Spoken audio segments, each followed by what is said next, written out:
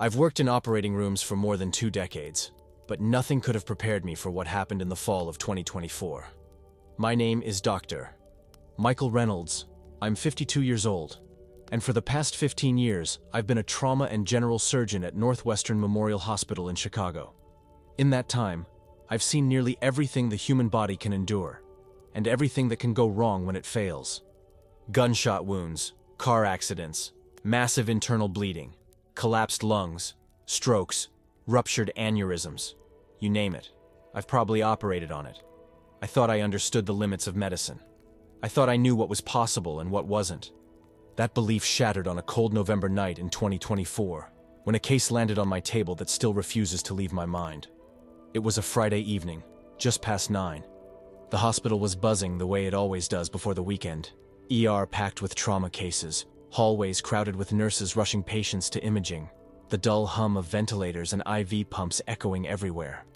I had just scrubbed out from a long procedure when the trauma pager on my hip went off again. Level 1 incoming, the message read. Male, late 20s, blunt abdominal trauma from a workplace accident downtown. Estimated arrival, 10 minutes, another case, another emergency. That's what we do. I didn't think twice as I scrubbed back in, joined by my anesthesiologist, Dr. David Harper, and 2 nurses from my regular night team. We had all done this 100 times before, but as soon as the patient arrived in the OR, something felt different. His name was Daniel Mercer, a 29-year-old construction worker who had been struck across the torso by a steel beam that slipped from a crane. The paramedics had done everything right: IV fluids, oxygen, stabilizing his airway. But he was pale, clammy, and bleeding internally. His vitals were unstable: blood pressure 82/50, heart rate 138, oxygen saturation hovering in the low 90s. This should have been a straightforward trauma laparotomy. Open him up, find the source of bleeding, repair what we could. But I remember standing over him, watching the monitors flicker, and feeling a heaviness I couldn't explain. We worked fast. The anesthesiologist induced him. The nurses secured lines and prepped the surgical field. Routine steps, nothing unusual. Yet a thought kept gnawing at me. Something about his eyes, the way they locked onto mine even as the anesthesia began to take hold. I've seen fear in countless patients, but this wasn't fear. It was something else, as though he knew what was coming. I shook it off and told myself to focus, but I didn't know then that this was the beginning of the most unexplained, most haunting case of my entire career. Daniel was rushed onto the table by the trauma team, still semi-conscious, his skin cold and ashen. We worked quickly, IV lines wide open, blood bank notified for emergency O-negative units, ventilator settings adjusted as the anesthesiologist deepened sedation. But before he drifted off, Daniel did something that made the entire room pause. He whispered, barely audible through cracked lips, "You won't stop it in time, but you'll try." I froze. It was such a strange thing to say. Ominous. Almost like a warning. I glanced at Dr. Harper, my anesthesiologist, who raised his eyebrows but said nothing. The nurse, Karen Mitchell, asked him to repeat, but by then he was slipping under, pupils dilating slightly as the medication took hold. "Probably just disoriented," Harper muttered, adjusting the propofol drip, and we moved on. We opened him up through a midline incision. Almost immediately, the surgical field filled with blood, liters of it, massive internal hemorrhage. Spleen ruptured, liver lacerated, loops of small intestine bruised and oozing. Exactly the kind of damage you'd expect from blunt force trauma like his. But something wasn't adding up. Despite the transfusions, despite aggressive fluid resuscitation, Daniel's blood pressure wasn't responding. It was as if the more we tried to stabilize him, the more unstable he became. And then came the first impossibility. "Doctor, look at this," Karen said, handing me a suction tube clogged with thick, dark blood. Except it wasn't the color of blood I recognized. It was almost black, with an oily sheen to it. For a second, I thought maybe it was coagulated, old blood pooling in his abdomen. But this was fresh. It was coming out of him right in front of us. "Check the line," I said sharply. Maybe a tubing malfunction, maybe contamination. But no, every drain, every cavity we opened, the blood looked the same. Too dark, too heavy, as if it had been exposed to something it shouldn't have. Dr. Harper noticed it too. "I've never seen hemoglobin that color," he muttered, glancing at the monitors. Daniel's oxygen saturation had plummeted to 85% despite the ventilator, but his lungs sounded clear. The problem wasn't his breathing, it was his blood. "Run a blood gas, now," I ordered. Within minutes, the results came back. His oxygen carrying capacity was far below normal, as if his red blood cells couldn't bind oxygen at all. Medically, that didn't make sense. Daniel's vitals were spiraling. Heart rate 160, blood pressure 70 systolic and dropping. I clamped vessels, packed the abdomen with sponges, transfused more blood. Nothing changed. He was slipping away. And then, at the lowest point, his eyes shot open. He should have been under deep anesthesia, but Daniel stared straight at me and spoke clearly. "It's not my body that's failing, doctor. It's yours." The OR went silent. Everyone froze. For a moment, the only sound was the steady beep of the monitor and the hiss of the ventilator. I tried to steady my hands, but a chill ran down my spine that had nothing to do with blood loss or trauma. Something was terribly, terribly wrong. Daniel's words echoed in my head as the monitors screamed, "It's not my body that's failing, doctor. It's yours." Every logical part of me wanted to dismiss it. Hallucination, anesthesia awareness, some bizarre side effect of hypoxia. But the clarity in his voice, the precision in his gaze, it didn't feel like a patient muttering nonsense. "Check his anesthetic depth," I snapped, trying to keep my voice steady. Dr. Harper leaned over the machine. "Propofol at maximum safe dose, fentanyl on board, midazolam in. His BIS monitor reads 42, deep anesthesia. He shouldn't even be dreaming, let alone talking." Karen, the scrub nurse, whispered. "Then how did he—" "Focus," I interrupted, but my own hands trembled as I clamped off another bleeder. We continued the operation, but the anomalies kept coming. Daniel's vital signs didn't behave like any patient I'd ever seen. His heart rate spiked and plummeted in ways that made no sense physiologically. Yet every time I thought we were losing him, the numbers stabilized on their own, almost as if he was controlling them. Then came the second impossibility. "Doctor!" Karen's voice was shaky. He's tracking you." I looked down. Daniel's eyes were open again, pupils fixed on me. His body was motionless under anesthesia, but his gaze followed my every movement. And then, in a calm, almost detached tone, he said, "Clamp 2 centimeters lower, Reynolds. The vessel branches there. You'll stop the bleeding faster." I froze. He had just described gastram with surgical accuracy, the next move I was about to make. Did he just... Harper stammered. I didn't answer. I did as Daniel instructed, moving the clamp slightly lower. To my shock, the bleeding stopped almost instantly. He was right. Karen stepped back from the table, whispering, "This isn't possible." I wanted to agree, but the proof was right in front of me. Daniel shouldn't have been conscious. He shouldn't have been speaking. He shouldn't have known surgical anatomy at all. And yet, he was directing his own operation with knowledge most residents wouldn't have. I leaned closer to him, lowering my voice so only he could hear. "Daniel, how do you know that?" His lips curled into the faintest smile. "I'm not looking from here," he whispered. "I'm above you. I can see everything." The temperature in the OR seemed to drop 10 degrees. Every hair on my arms stood on end beneath my gown. I forced myself back to the task. The patient was still hemorrhaging, still unstable. I couldn't afford to unravel. But even as I worked, my mind kept replaying his words, his impossible knowledge. For the first time in my career, I realized I wasn't just fighting to save a life. I was standing in the middle of something I couldn't explain, and it was only getting started. The room had shifted. I could feel it in the way no one made eye contact, the way the hum of the machines suddenly seemed louder, more oppressive. Every member of my team was rattled, though no one wanted to admit it. Dr. Harper broke the silence first. "Michael, this isn't anesthesia awareness. His EEG shows delta waves. He is medically unconscious." His voice cracked on that last word. Karen swallowed hard. "Then what the hell is he doing talking?" I didn't have an answer. None of us did. Daniel's eyes were still open. his gaze sweeping the room like he was observing more than just us, like he was surveying everything at once.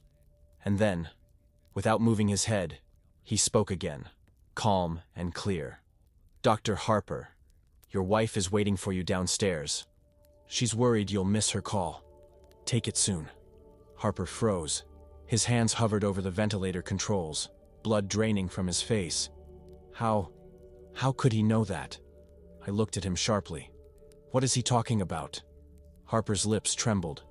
"My wife texted me during the case. She said she'd wait in the lobby until I was done. I never told anyone. Not even you." No one breathed. And then Daniel turned his eyes to Karen. "You dropped your necklace in your car this morning. It's under the seat. You'll find it when you get off shift." Karen's hands flew to her neck. The tiny silver chain she wore every day was gone, something I hadn't even noticed. Her voice was a whisper. That's impossible." I tried to regain control of the room. "Everyone focus. We have a patient in hemorrhagic shock. Whatever this is, we'll deal with it later." My words sounded hollow even to me. But Daniel wasn't done. He spoke again, this time addressing me.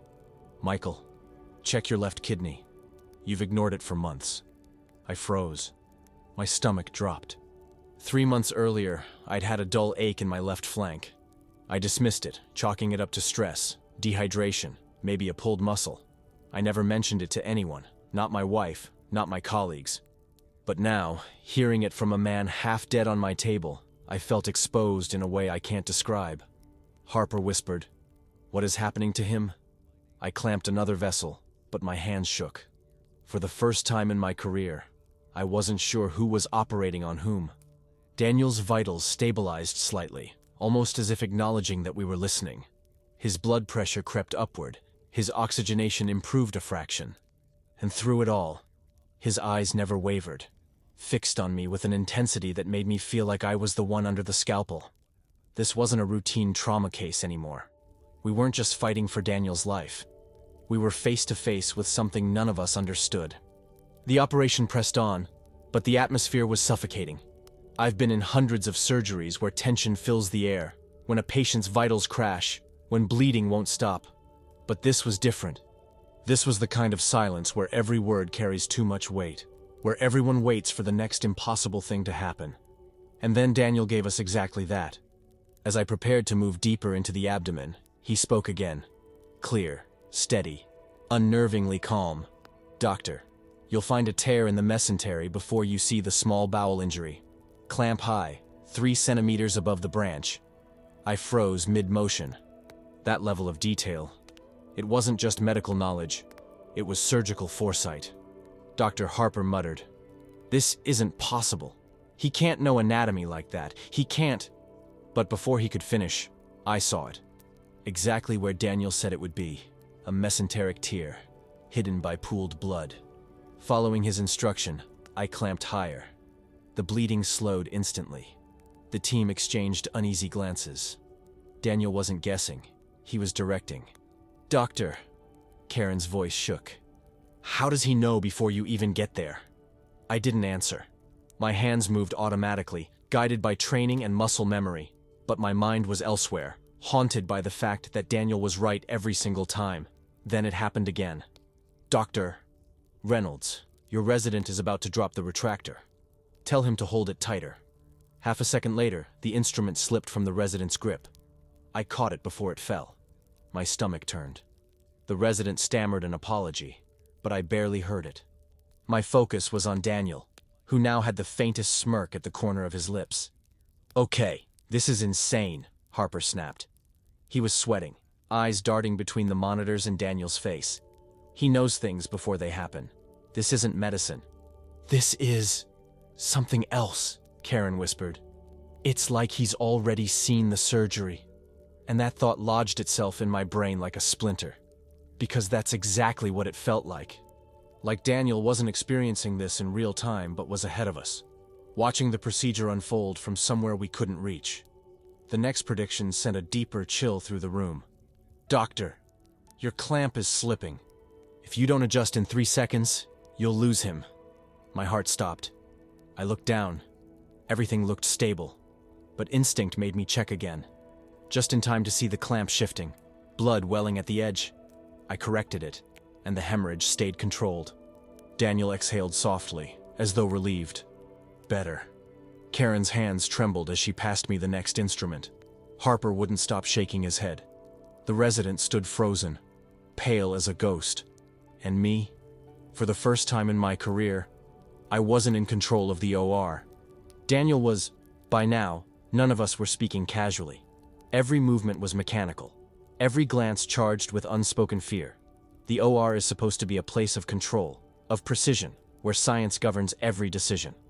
But that night, the walls of science felt like they were caving in. Daniel broke the silence again. This time not about the surgery itself, but about us. Dr. Harper, your son passed his driving test this morning. You haven't checked your phone yet. He texted you a photo. Harper went rigid. His hands froze mid-adjustment on the ventilator tubing. How would he? His voice cracked. No one here knows that. No one. Karen dropped a sponge into the basin, her face pale. Daniel's gaze slid toward her. Your father's test results are back. It's benign. You don't have to worry anymore. Karen gasped. Her lips trembled as she whispered, I haven't told anyone about that. Not even my husband. And then, slowly, his eyes turned back to me. Michael, your father's watch. It's in your coat pocket, right now. You carry it every shift, but you've never told your team why. My stomach dropped. The truth was, he was right. I kept my late father's old wristwatch in the inner pocket of my lab coat. It wasn't working. It hadn't ticked in years, but I carried it for comfort, a ritual I never mentioned.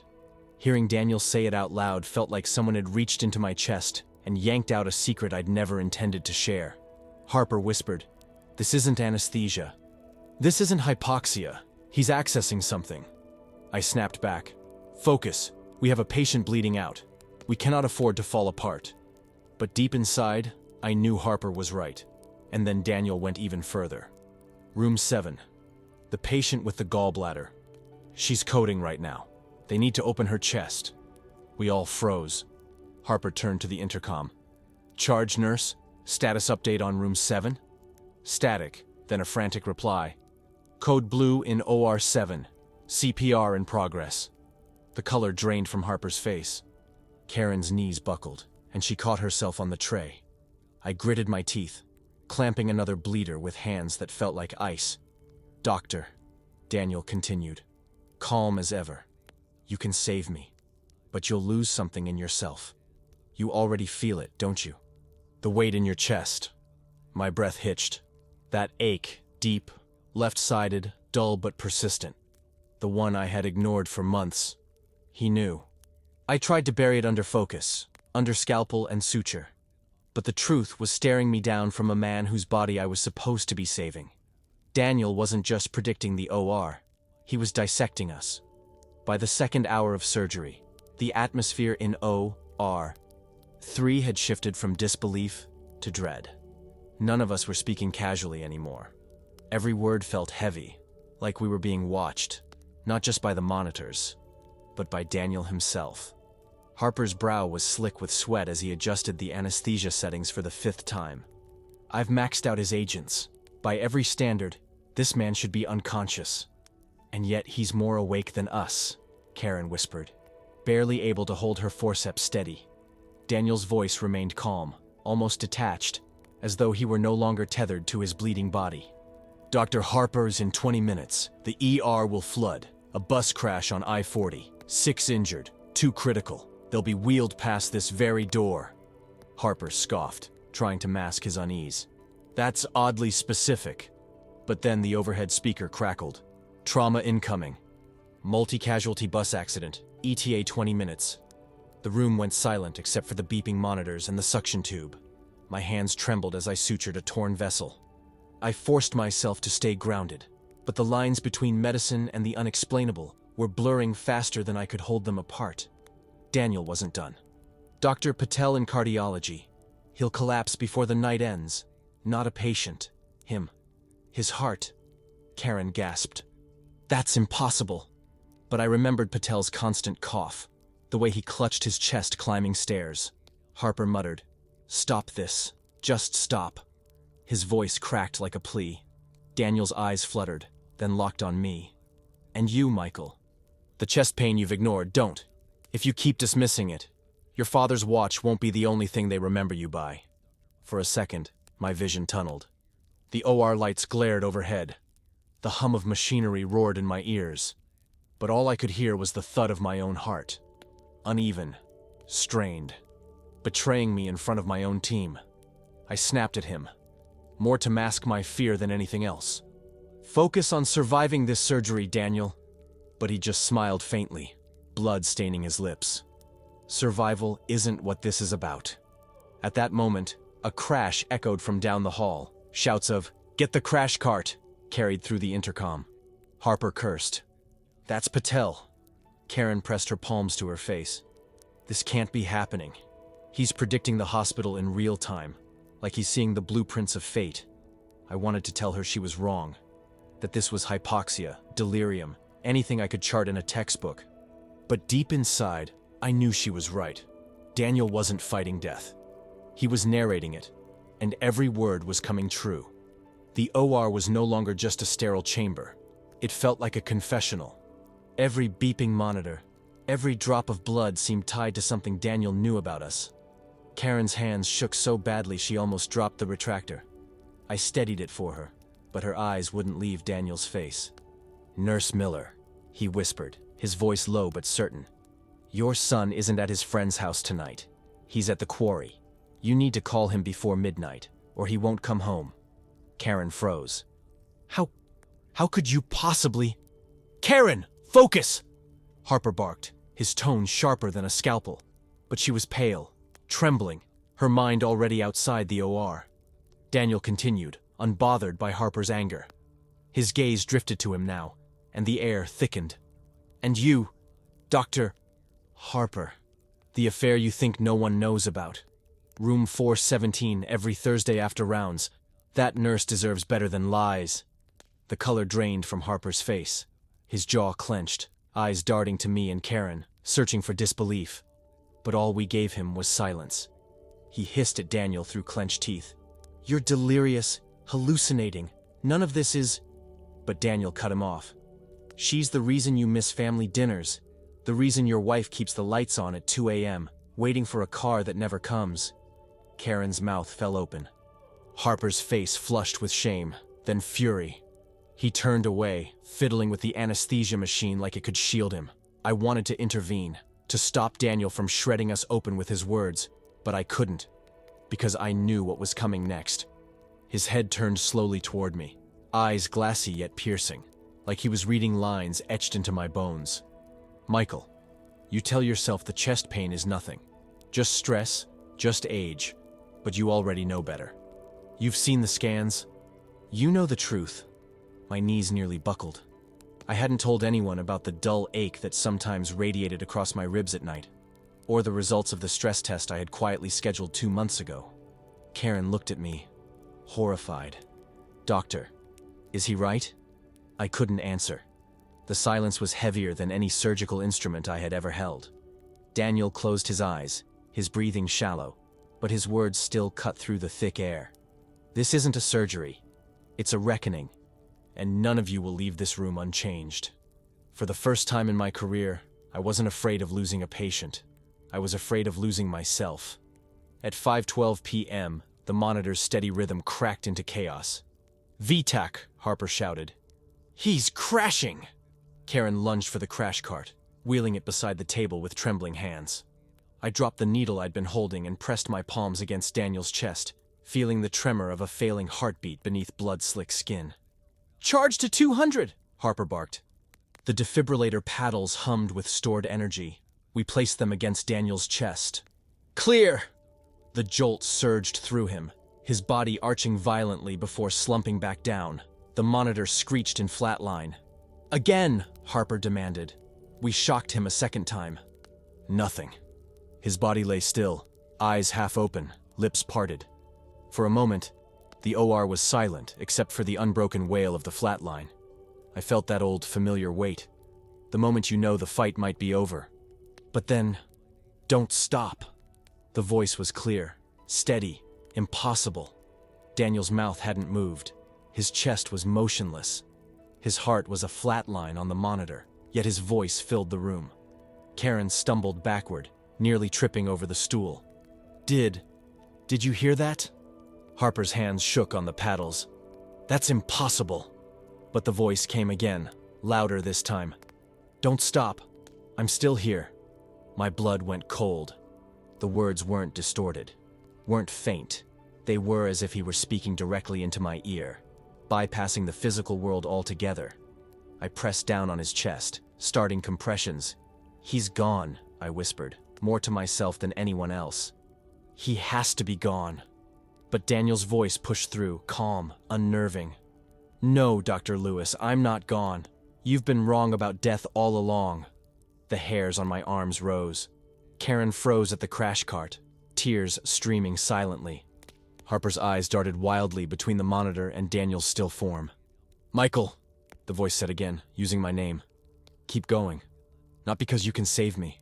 Because you need to hear what comes next. I kept pressing, sweat dripping into my mask, the mechanical sound of compressions echoing through the OR.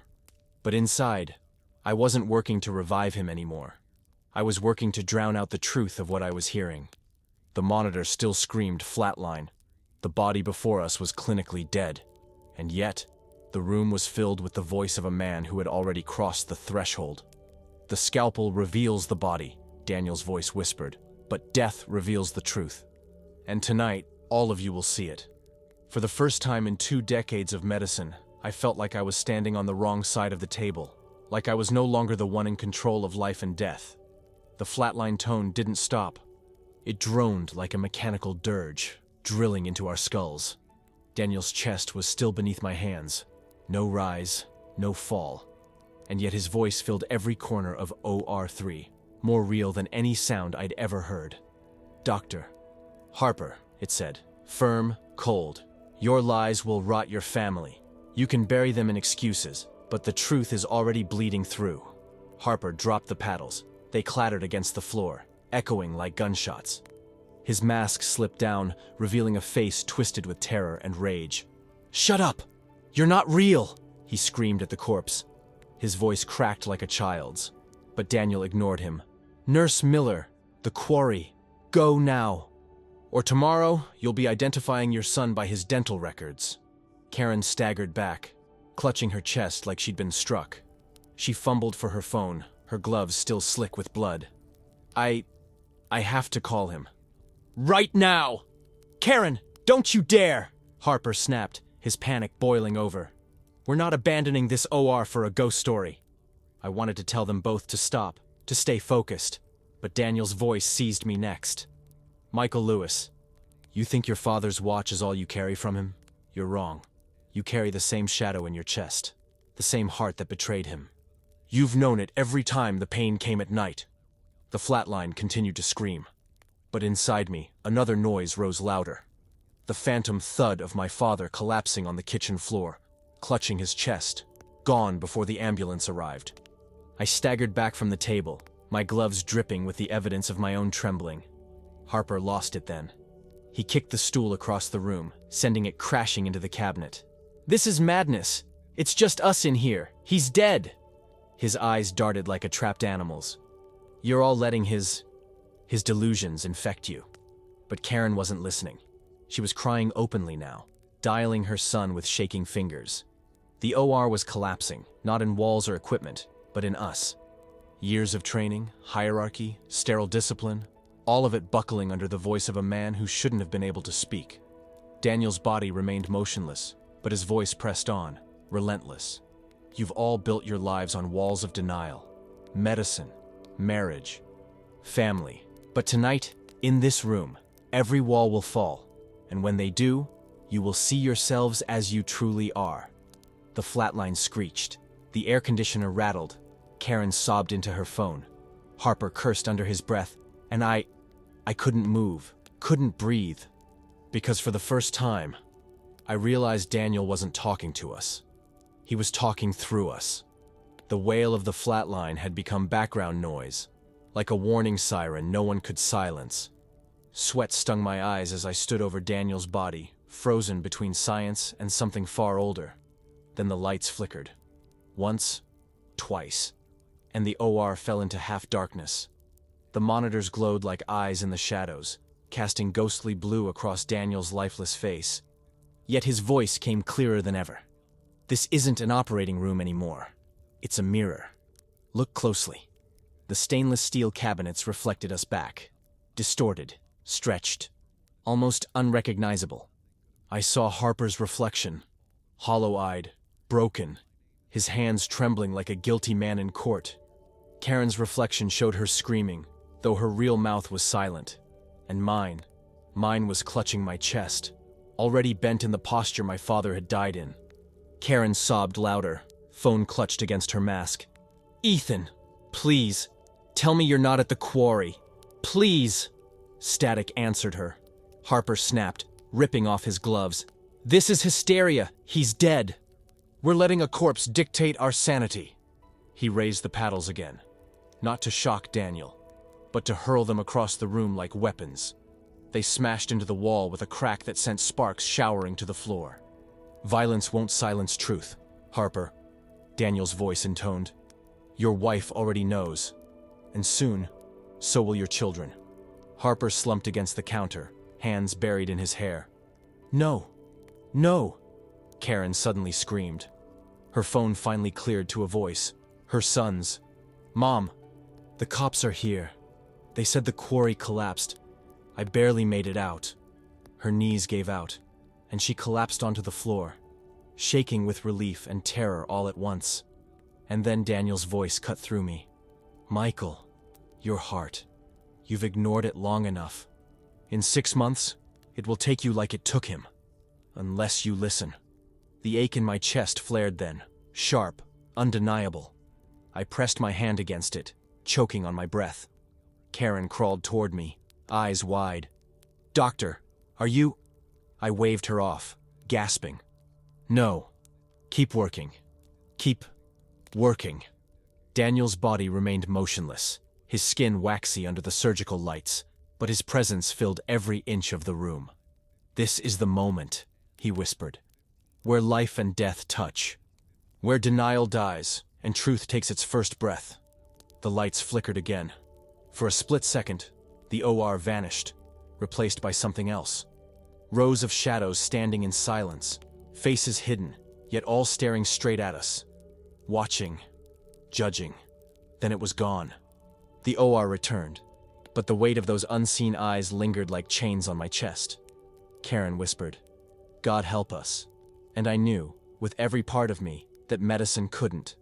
The monitors screamed flatline, the air hung heavy with sweat and fear, and still Daniel's voice poured through the room like a current none of us could resist. "You thought you could cut me open and find only blood and organs," the voice echoed. "But what you found is the fracture between life and death." The shadows I had glimpsed before were back. They lined the walls, faceless but undeniable, as if the operating room had become an amphitheater for the dead. Karen clutched the floor with bloodied gloves, rocking, whispering her son's name. Harper sat slumped against the counter, muttering, "Not real, not real, not real." But his eyes betrayed the truth. He believed, and me. My chest burned with each beat, too erratic, too violent. Daniel's words had cracked something open inside me, and I couldn't shut it again. Suddenly, his body on the table moved. Not a twitch. Not the involuntary jerk of post-mortem electricity. He sat up. The heart monitor still screamed flatline, yet Daniel's corpse rose slowly until his lifeless eyes locked with mine. His skin was ashen, lips blue, but his presence was stronger than ever. Karen shrieked, scrambling backward until she hit the wall. Harper scrambled to his feet, knocking over an instrument tray that crashed in a metallic avalanche. I couldn't move. My feet were cemented to the floor, my hands frozen mid-air. Daniel's jaw parted. The voice came, not from his lips, but from everywhere at once. "Michael Lewis, you've run from your inheritance long enough. The same heart that killed your father ticks inside you, and you deny it with every breath. Tonight, denial ends." Pain ripped through my chest, sharp, crushing, radiating down my arm. I gasped, clutching my sternum, stumbling against the table. "Doctor!" Karen screamed, crawling toward me. "He's having a heart attack!" I wanted to shout for the crash cart, for oxygen, for morphine, but the words wouldn't come. Only a strangled gasp left my throat. Harper pressed himself against the corner, pale as bone. "This isn't happening. This can't." But Daniel turned his head toward him, corpse eyes unblinking. "And you, Harper. You thought secrets could stay buried. But everything buried rises." The OR lights flared white-hot, then cut to black. For 3 endless seconds, the only illumination came from the monitors, flatlined green, glowing like a serpent's gaze. When the lights surged back, Daniel's body was gone. The table was empty, blood pooling in the shape of a human silhouette. And his voice whispered once more. "The silent ward isn't a place. It's every room where truth is ignored. Tonight, you all heard it. Whether you survive it is another matter." I collapsed, clutching my chest, darkness closing in. The last thing I saw was Karen's face twisted with terror as she screamed my name. Then, nothing. I woke up 3 days later in the very hospital where Daniel had died, or whatever it was he did that night. A myocardial infarction, they told me. Classic cardiac event, caught in time by the crash team after I collapsed. By all accounts, I should have been dead. But death and we had already spoken. Karen never came back to the OR after that night. She resigned within a week. Word spread that she'd moved her son out of state. Harper stayed, but he was different. Gaunt, hollow, eyes like someone who'd already been sentenced. His wife filed for divorce 2 months later. As for me, I tried to slip back into routine. Charts, rounds, lectures, pretending. But every time I walked into an operating room, I felt those unseen eyes pressing in, like shadows at the edge of the sterile lights. And sometimes, when the OR was empty, I'd swear I could hear it again. The flatline hum, stretched out too long, too loud, like it was waiting for me to respond. The official report on Daniel's surgery is clinical, almost laughably simple compared to what really happened. Patient went into cardiac arrest, resuscitation unsuccessful, pronounced deceased at 5:37 p.m. Nothing about the voice, nothing about the shadows. Nothing about how a dead man sat up and read our sins aloud. I've replayed that night thousands of times. I've tried to rationalize it as stress, hypoxia-induced hallucination, mass hysteria among the team. But no theory explains the quarry accident, or Patel's collapse, or my own heart finally betraying me at the exact moment Daniel said it would. There are nights when I sit alone in my office, staring at my father's old watch. Its ticking feels louder now. Each beat a countdown I can't reset. I wonder if Daniel was right, that my chest carries the same shadow, that denial only buys time until truth catches up. And yet, part of me clings to another possibility. Maybe Daniel wasn't trying to curse us. Maybe he was trying to warn us, to show us that death isn't silence, it's revelation, that the boundary we worship in medicine, the line between alive and gone, is thinner than we dare admit. I don't tell colleagues this. They already think I'm overworked, still shaken from my episode. But when I scrub in, I sometimes whisper under my mask, not a prayer, not a plea, just a question. Are you still here, Daniel? And when the vents hum, when the monitors flicker, when the silence bends just enough, I almost hear the answer. I've come to accept that some operating rooms are not theaters of healing. They are thresholds. Places where the walls thin and the truth, however terrible, seeps through. That's what haunts me most. Not what happened to Daniel Holt, or to me, or to any of us that night, but the certainty that somewhere, in another ward, another OR, right now, it's happening again. If stories like this disturb you as much as they disturb me, you're not alone. There are more cases out there, cases no report will ever admit to. Subscribe to The Silent Ward, leave your thoughts in the comments, and tell me, do you think Daniel's voice was a warning or a curse? The next story might be closer than you think.